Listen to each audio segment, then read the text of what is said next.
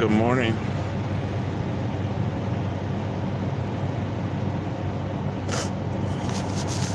Thank you. You too. Good morning. Good morning. Good morning. Hope everybody having a good day. Tried this once before. I try it again. My loyal people though, my day ones, they don't be up this early, so I can't fault them. I be waking them out the bed when I be getting them up this early.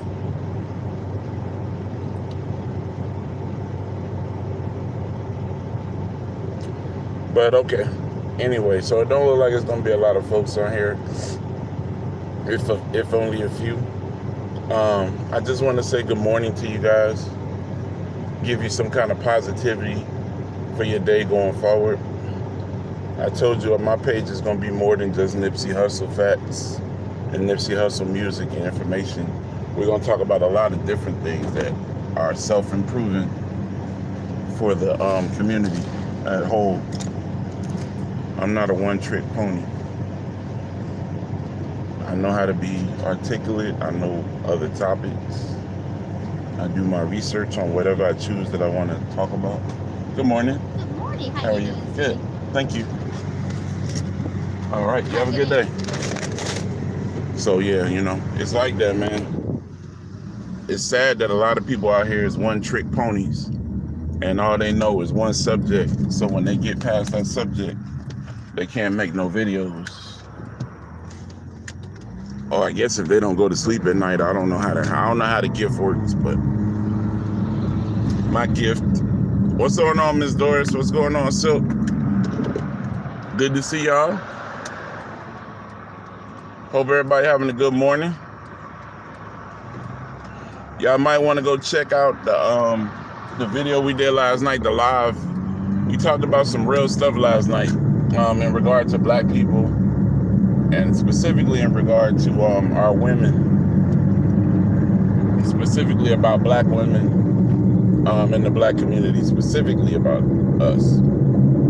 Something that you should show your sisters, your aunties, your cousins, your sisters, your older sister, younger sister, mamas. We had a conversation about birth control, about Planned Parenthood. We talked briefly about Nipsey Hussle for a minute, but most of the conversation was about population control and why what happened to Nipsey is important in regard to all of those things.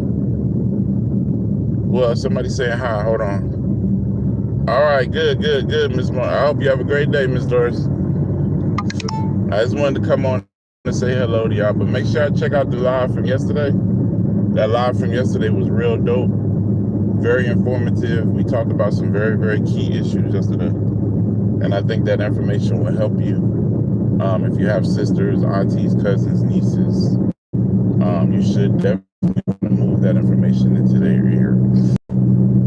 Good morning. What's going on, young kids? I told y'all I know how to talk about more than just one thing. I'm not just a one-trick pony. And they mad at me because I can have 1,000 people watch me and I ain't got to talk about Mr. Hussle. You know what I'm saying? I don't have to talk about Nipsey Hussle to get 1,000 views, and that's what pisses them off. Good morning. Good morning. Hope everybody doing good out there. I'm in the commute, of course, as always, on my way. For whatever reason, people want to drive slow today.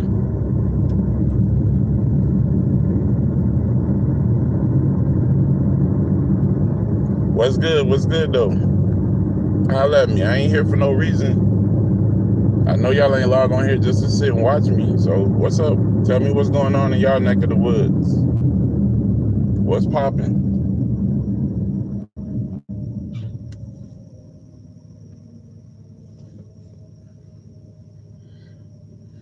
I definitely think I'm gonna continue.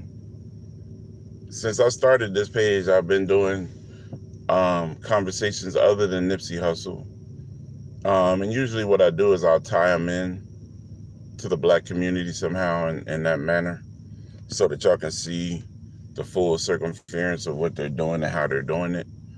One of the most important things I said I wanted to do when I first came on, though, was I wanted to have dialogue with people that that thought like I thought. I think we live in America, so, and I mean Slick, I'm sorry. We live in the United States of America, and as long as you have a black judge prosecuting a white woman that killed a black man, I'm surprised she got any time.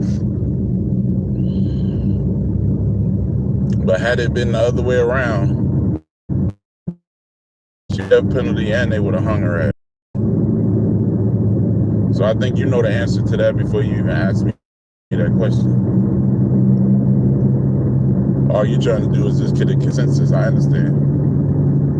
But the bad part is the consensus never changes, you know what I'm saying? The consensus never changes, nor do the storylines, nor do the, you know what I mean? Nothing ever changes in regard to these people. And it's always, the narrative is always the same.